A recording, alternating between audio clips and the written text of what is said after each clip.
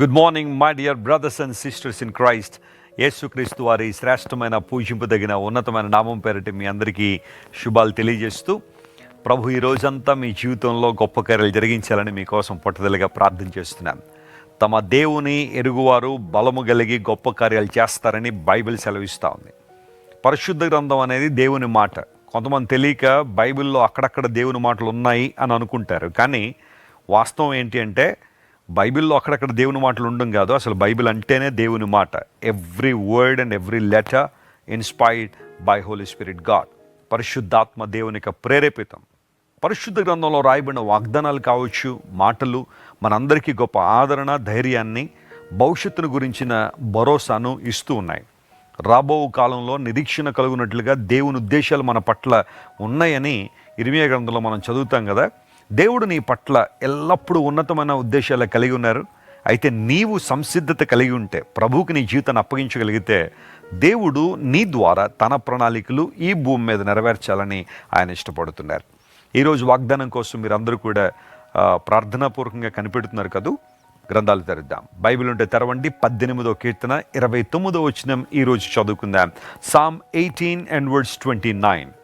నీ సహాయము వలన నేను సైన్యమును జయింతును, నా దేవుని సహాయం వలన ప్రాకారమును దాటుదును.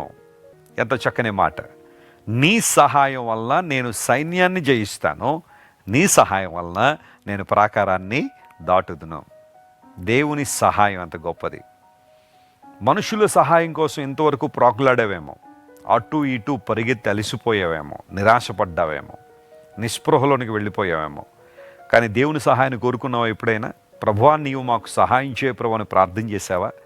మీ కుటుంబం అంతా కూడా ఒక క్లిష్టమైన సమస్యలో మీరుంటే, ఈరోజు మీ కుటుంబం అంతా కలిసి ప్రార్థన చేయండి. ప్రభువా మా సహాయకర్తవు నీవే అని ప్రార్థన చేయండి.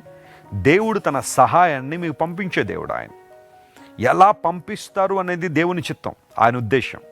అయితే ప్రార్థన చేయడం మన వంతు, సహాయం చేయడం ఆయన బాధ్యత. దేవుడు మనకు సహాయకుడని ఎన్నో మాటలు ఇటు పాత నిబంధనలోనూ అటు క్రొత్త నిబంధనలోనూ దేవుడు మనకు సహాయకుడనే మాటలు చాలాసార్లు మనం చూస్తున్నాం. God is our help. Ebenezer అనే మాట అనేక సందర్భాల్లో మనం ధ్యానం చేస్తుంటాం. ఎజర్ అనే మాటకు సహాయము అనర్థం. దేవుడే మన సహాయం.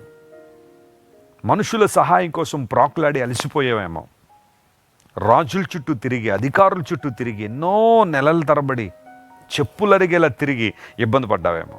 ఈరోజు ఒకసారి ప్రభు దగ్గరికి రా. ప్రభు నీకు మేలు చేయాలని ఇష్టపడుతున్నాడని. ఎంతోమందికి సహాయం చేసిన దేవుడు ఆయన. దావీదు జీవితాన్నే పరిశీలన చేస్తే, దావీదు సైన్యమును జయించాడని బైబిల్లో మనం చూస్తాం. ఎన్నో అనుభవాలు తన జీవితంలో ఉన్నాయి. వాస్తవానికి 18వ కీర్తన సౌలు చేతిలోంచి విడుదల పొందినప్పుడు దావీదు గారు రాసిన కీర్తన ఇది. ఒకవేళ ఆ సందర్భాన్నే మనం ఆలోచన చేస్తే, సౌలు అనేక మందిని వెంటబెట్టుకుని దావీదును మట్టుబెట్టాలనే ప్రయత్నం చేశాడు. దావీదు ఏమైనా కీడు చేశాడా సౌలుకి అంటే కాదు. ఇంకా చెప్పాలంటే ఎంతో మేలు చేశాడు.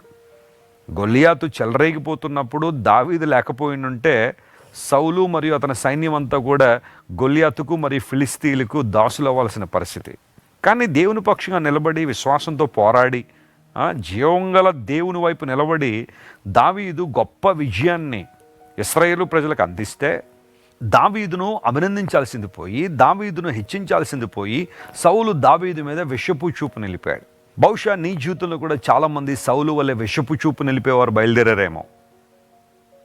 నీ యొక్క సమృద్ధిని చూసి, నీ యొక్క అభివృద్ధిని చూసి, నీ జీవితంలో ఆధ్యాత్మిక అనుభవాలను చూసి చాలామంది ఒకవేళ మత్సరంతో నిండుకుని నేను ఇబ్బందికర పరిస్థితులు నెట్టివేస్తున్నారేమో. దావీదు అలాంటి పరిస్థితులు గుండా వెళ్ళాడు. కానీ దేవుడు దావీదుకు సహాయం చేయడం వలన అనేక సార్లు సౌలు యొక్క కుట్రల నుంచి, అతని పన్నాగముల నుంచి దేవుడు అతన్ని తప్పించాడు. నీ దేవుడు నిన్ను తప్పించే దేవుడు. నీ భక్తి నిన్ను తప్పిస్తుంది. నీ విశ్వాసం నిన్ను సరైన మార్గంలో నడిపిస్తుంది. ఎంతమంది శత్రువులు నీ చుట్టూ ఉన్నా నువ్వు భయపడాల్సిన అవసరం లేదు. దావీదు జీవితంలో అడుగడుగునా శత్రువులు ఉన్నారు. సౌలు తరిమినంతకాలం తరిమాడు. సౌలు తర్వాత దావీదును తన సొంత కుమారుడే తరిమాడు. ఇలా ఎన్నో ఇబ్బందులు ఎదుర్కొన్నప్పటికీ కూడా దేవుడు తనకి సహాయం చేశాడు కాబట్టే సైన్యమును జయించాడు. ఈరోజు బహుశా నువ్వు ఒక్కడవే ప్రభు కోసం నిలబడ్డావు. నీ ఒక్కదానివే నీ కుటుంబంలో, నీ గ్రామంలో, నీ ప్రాంతంలో ప్రభు కోసం నిలబడ్డావు. నీ ముందు నిలబడిన వాళ్ళు చాలామంది ఉండొచ్చేమో, కానీ నువ్వు భయపడాల్సిన అవసరం లేదు. దేవుడు నీ పక్షంగా ఉంటే నీ ముందు ఎంతమంది ఉన్నారనేది ప్రశ్న కాదు. దేవుడు నీకు విజయాన్ని ఇస్తాడు. శత్రుబలం ఎంత పెద్దదనేది ప్రశ్న కాదు. ప్రభు నీకు జయాన్ని ఇచ్చే దేవుడు ఆయన. ఇలాంటి విషయాలు ఎన్నో ప్రూవ్ చేయబడ్డాయి బైబిల్లో. అనేక మంది పక్షంగా దేవుడు తన కార్యాలు జరిగించాడు. ఆయన నాకు సహాయం కాబట్టి నేను ప్రాకారం దాడతాను. దావీదు భక్తుని జీవితంలో ఎన్నో అనుభవాలు.